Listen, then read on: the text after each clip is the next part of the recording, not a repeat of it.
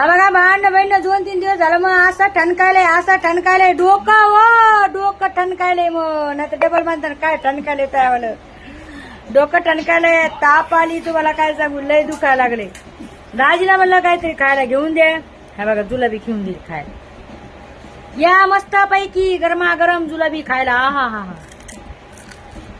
काय भाजी लागतो दाजीला म्हणे भजा घेऊन द्या भजा नाही द्या घेऊन म्हणून भजानं कॉमन नक्की राहते माहित नाही का